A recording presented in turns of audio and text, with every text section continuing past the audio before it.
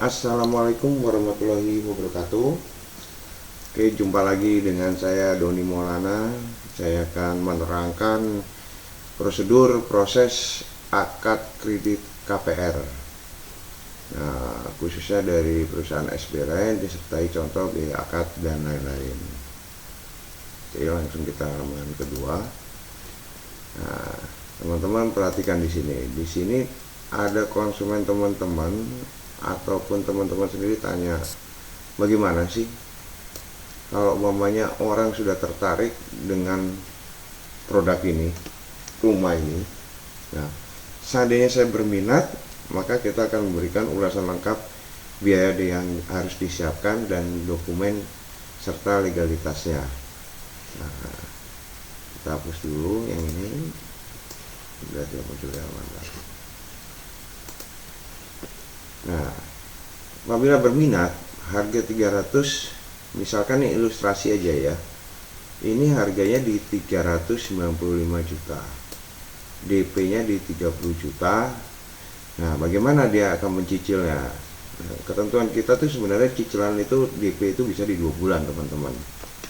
Case by case, kalau umpamanya memang bank lagi agak lama prosesnya seperti ini, kita bisa di 3 bulan.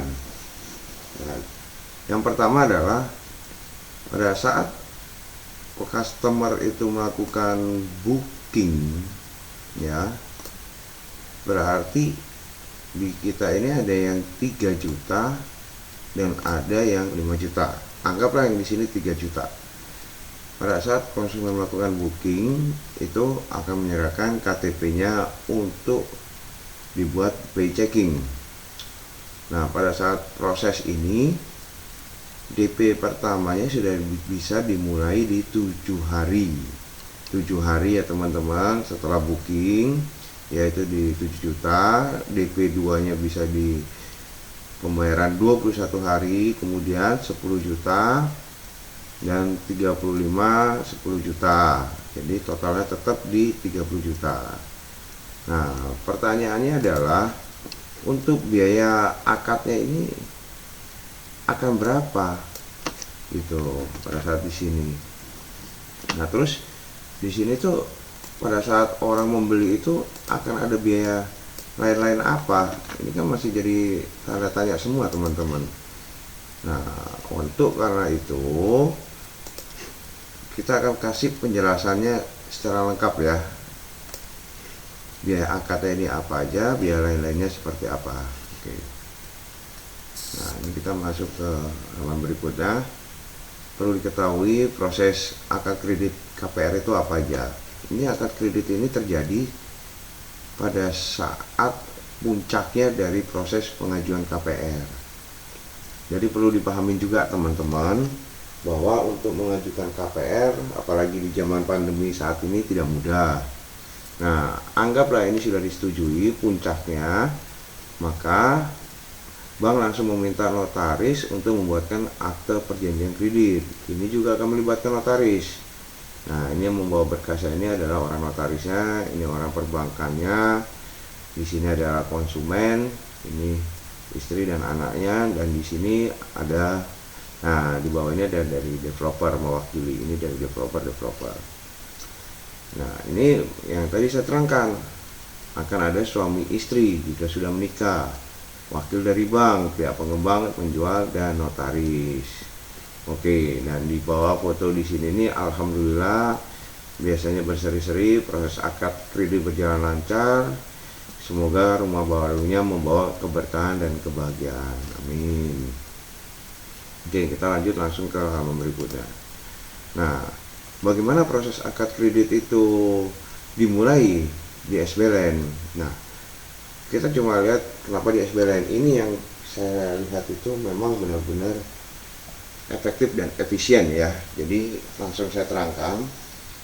Nah, pada saat konsumen membayar 3 juta untuk sebagai booking fee, itu konsumen akan menyerahkan KTP. Nah, proses BI checking ini bisa 1 hari, 2 hari, atau paling lama-lamanya 3-5 hari ya. Ini di sini kalau umpamanya dia ditolak adalah seperti ini. Ini sengaja namanya saya coret. Ini BI checking call 5 ini udah pasti ditolak. Nah, uang yang 3 jutanya bagaimana? Kita balikin ya. Ini ditolak karena dia ada pinjaman Adira dan Amon, pasangannya tidak terdeteksi. Ini marketingnya saya. Nah, apabila di ACC ini nanti catatannya di sini itu adalah nihil. Oke teman-teman. Jadi kalau umpamanya nihil artinya BI checkingnya sudah bagus, dia tidak ada hutang. Nah, setelah BI checking sudah oke, konsumen juga sudah mulai melakukan pembayaran ini. Nah, itu kita mulai melakukan pemberkasan. Ini biasanya capeknya di sini nih, pemberkasan. Nah, persyaratan harus dilengkapi: fotokopi KTP suami istri, fotokopi KK, surat nikah, surat keterangan kerja, slip gaji, rekening tabungan 3 bulan, NPWP, SPT, foto suami istri. Ini khusus yang bekerja karena ada slip gaji. Kalau umpamanya yang usaha beda lagi.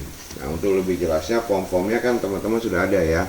Kalau ada konsumen yang ingin tahu, langsung dikirimkan aja, bisa langsung kirimkan lewat WA. Nah, proses berikutnya ini adalah screening teman-teman. Nah, pada saat screening ini ada pihak kita yang membantu.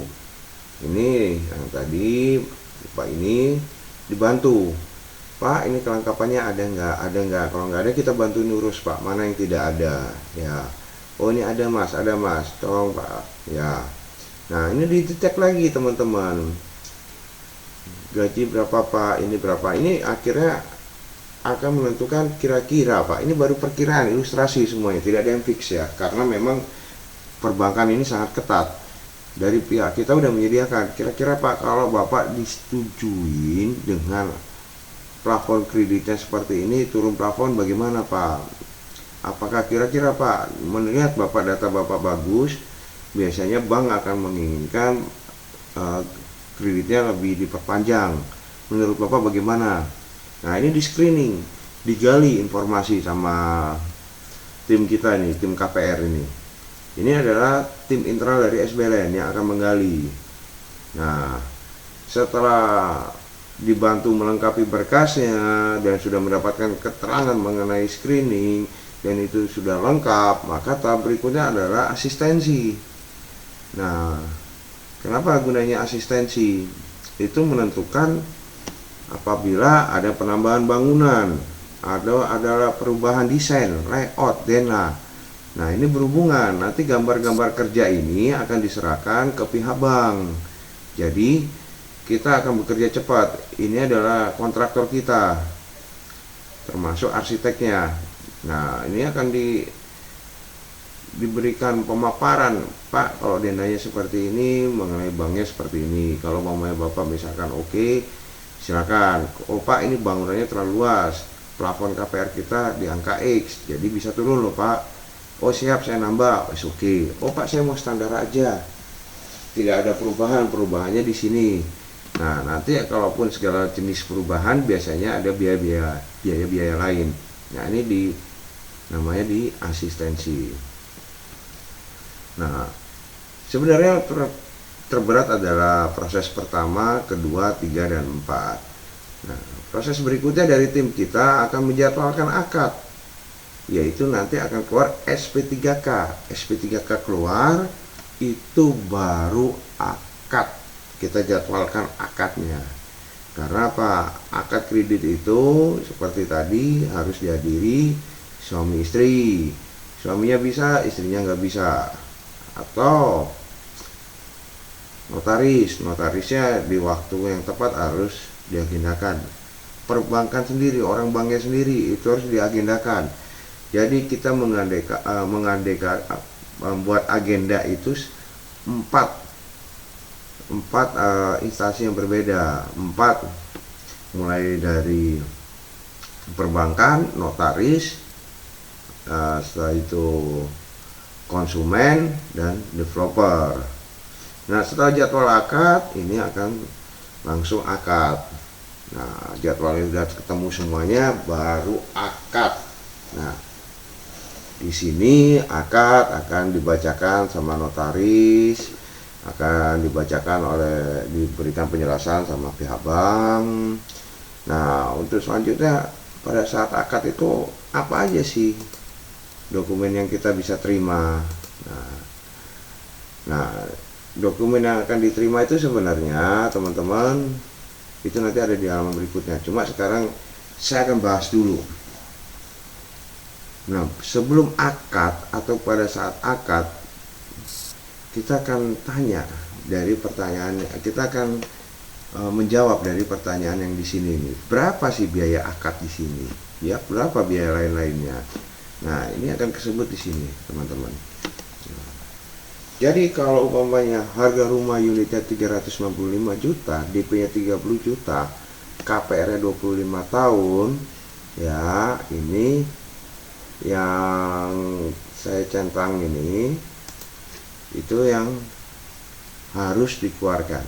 Biaya notaris 250.000. Oke. APHT 2.700.000.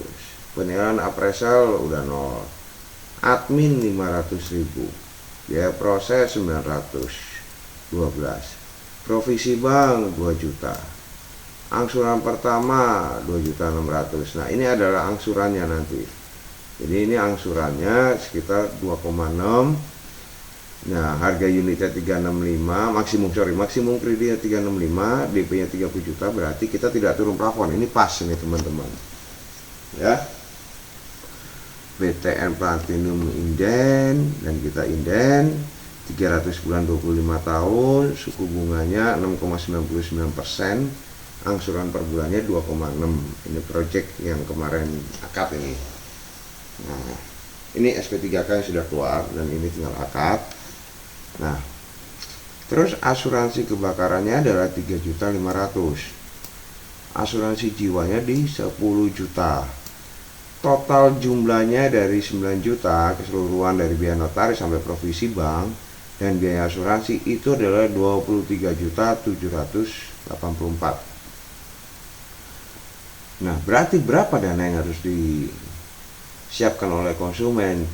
Konsumen menyediakan 30 ditambah 23.784, kurang lebih hasilnya di 53.784. Nah, berapa biaya yang harus dibayarkan?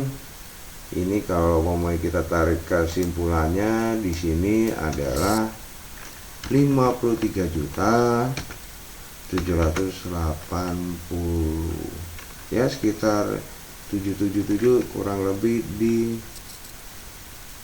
23 tambah ini 23 ditambah 30, 53.784.790. Ini adalah biaya-biayanya. Nah, apa keistimewaan di kita? Karena kita tahu ngumpulin duit 30 juta aja udah sulit. Benar nggak teman-teman? Konsumen itu ngumpulin duit 30 juta aja udah kesulitan. Nah, akhirnya apa teman-teman? Kita coret biaya notaris, kita coret biaya APHT, biaya admin kita coret, biaya proses kita coret, ya kita coret ini, kita hapus, provisi kita coret. Jadi teman-teman, ya biaya angsuran pertama kita masukkan 2.600.000, 2,6 juta. Nah, setelah itu teman-teman, kita coret juga lagi teman-teman, premi asuransi kebakaran kita coret, ini kita coret, ini kita coret. Nah, jadi teman-teman, ya biaya apa lagi yang harus dimasukkan?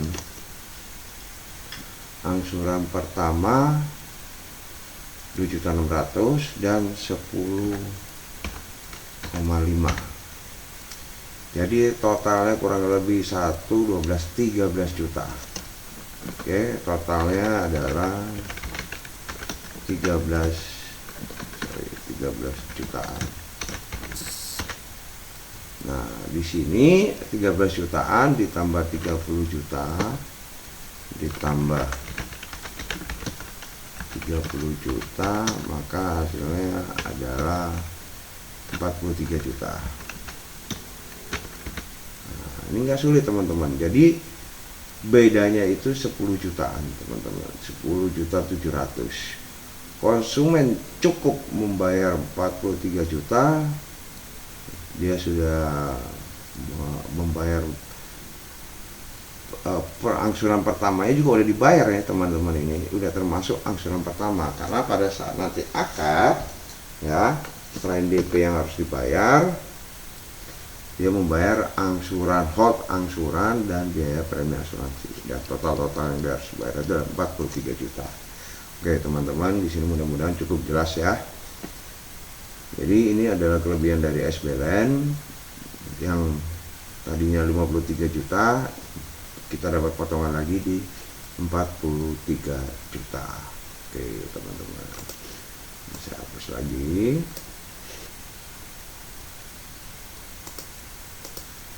Kita langsung masuk ke berikutnya. Nah, setelah proses akad kredit KPR, dokumen akan diterima yaitu dari bank, sertifikat tanda putih hak dan IMB, perjanjian kredit dan AJP, surat kuasa memberikan tanggungan, pengakuan hutang dan kuasa menjual, polis asuransi jiwa, kredit, AJK dan kebakaran. Nah, ini yang paling penting, ini adalah ini teman-teman. Ini sesuai nih, polis asuransi jiwa kredit nih. Karena apa? Pada saat nasabah atas nama nasabahnya meninggal, maka itu akan gratis, free. Jadi tidak ada lagi tanggungan dari keluarga yang harus melunasi rumahnya. Nah, dari sini developer akan memberikan berita acara serah terima, gambar kerja dana rumah, kwitansi bukti lunas, surat pembelian rumah, dan rekening lain-lain. Oke teman-teman ya. Nah, setelah itu ya tinggal serah terima kunci ya. Rumahnya sudah jadi, tinggal serah terima kunci teman-teman. Nah, di sini semua bisa punya rumah asal punya niat yang besar dalam mewujudkan. Biasanya teman-teman, yang selangkah mau punya rumah aja bisa batal ya. Orang datang untuk lihat lokasi itu udah dapat hidayah, udah ditunjukkan bahwa dia sebentar lagi punya rumah, apalagi beli ya, itu berarti udah sesuai dengan keinginan dia. Tapi kadang-kadang teman-teman, nah beli rumah juga bukan gak ada godaannya pasti besar. Jadi harus punya niat yang besar dalam mewujudkannya, dan bukan cuma niat juga sebenarnya, konsistensi yang tinggi dan keyakinan yang tinggi ya. Nah, oke, dari sini ya, ini adalah perumahan-perumahan kita yang lain yang tidak ada masalah dan semuanya sudah sold ya. Akhir kata saya ucapkan terima kasih ya. Saya Doni Maulana. Mudah-mudahan teman-teman semua bisa cepat menjual unitnya, dan para konsumen bisa segera cepat mengambil unitnya, karena ini penjelasan ini sebenarnya cukup lengkap dan kita sangat-sangat transparan. Assalamualaikum warahmatullahi wabarakatuh.